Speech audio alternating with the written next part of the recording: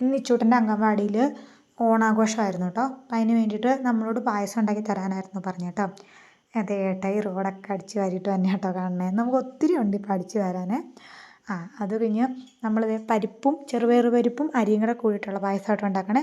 ഇത് പണ്ട് തൊട്ടേ എൻ്റെ വീട്ടിലുണ്ടാക്കുന്ന ഒരു പായസമാണ്. ഇവരുടെ അച്ചാച്ചൻ്റെ അമ്മച്ചിയുടെയും കൂടെ ഒരു മെയിൻ ഐറ്റം കേട്ടോ ഈ പായസം. അപ്പം അങ്ങനെ ഇവർ രണ്ടുപേരും മത്സരിച്ച് ഒരു ലോഡ് തേങ്ങ ചിരണ്ടി 4 തേങ്ങ ചിരണ്ടി കേട്ടോ. പിന്നെ ശർക്കരയ്ക്കും അളവൊന്നും എനിക്കറിയില്ല, ഇവരാണ് അതിൻ്റെ ആൾക്കാർ. അതുപോലെ തന്നെ തേങ്ങ പിഴിയുന്നതൊക്കെ പറയാണ്ടിരിക്കാൻ പറ്റത്തില്ല, നല്ല പണിയാണല്ലോ.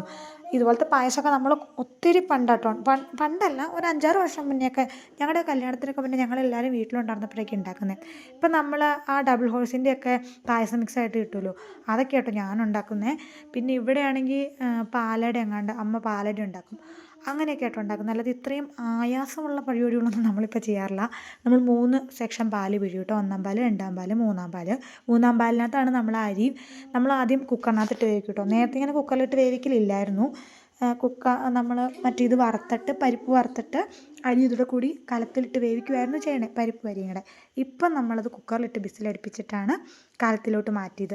കലത്തിലോട്ട് മാറ്റിയിട്ട് ഞങ്ങൾ ബോർമയിൽ പോയി കേട്ടോ കലത്തിലുള്ള വേവിക്കൽ ചെയ്തത്, കാരണം ഇളക്കാൻ എളുപ്പത്തിന് വേണ്ടി. ലാസ്റ്റ് 1-ാം പാൽ ഒഴിക്കണ സമയത്താണ് നമ്മൾ വീട്ടിലോട്ട് കൊണ്ടുവന്നത്. എന്നിട്ട് 1-ാം പാലൊഴിച്ച് കഥ പറഞ്ഞു വന്നപ്പോഴേക്കും പരിപാടി കഴിഞ്ഞു. നമ്മുടെ കിസ്മിസും അണ്ടിപ്പരിപ്പും എല്ലാം കൂടി വറുത്ത് ചേർത്ത് ഇളക്കി വാങ്ങി കേട്ടോ. അത് കഴിഞ്ഞിട്ട് പിന്നെ നമ്മൾ കുറച്ചൊക്കെ എടുത്ത് നമ്മൾ ടേസ്റ്റ് ചെയ്തു. ആ ടേസ്റ്റ് ചെയ്യുന്നതേ കിട്ടിയുള്ളൂ കേട്ടോ. 20 പേർക്കൊന്നൊരു കണക്ക് ടീച്ചർ പറഞ്ഞായിരുന്നെങ്കിലും നമ്മൾ 25 പേർക്ക് കൊടുത്തിട്ടും 30 പേരിൽ കൂടുതൽ ആൾക്കാർ വന്നെന്നാട്ടോ ടീച്ചർ പറഞ്ഞത്. എന്തായാലും പായസം അടിപൊളിയായിരുന്നു. ഞങ്ങൾക്കൊക്കെ ഇങ്ങനെയൊക്കെ ഒരു 2-3 സ്പൂണൊക്കെ വെച്ചേ കിട്ടിയുള്ളൂ, ബാക്കി മൊത്തം നമ്മൾ പിള്ളേർക്ക് കൊടുത്തു വിട്ടു കേട്ടോ.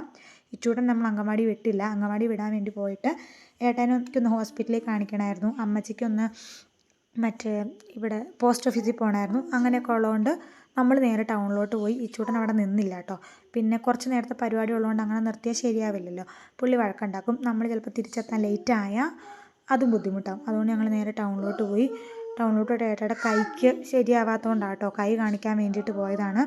കൈക്ക് പൊട്ടലുണ്ട്, അതിനി കുറച്ച് ദിവസം പിടിക്കും റെഡി ആവാൻ. മെഡിസിനും കാര്യങ്ങളൊക്കെ എടുത്തുകൊണ്ടിരിക്കുന്നുണ്ട് കേട്ടോ.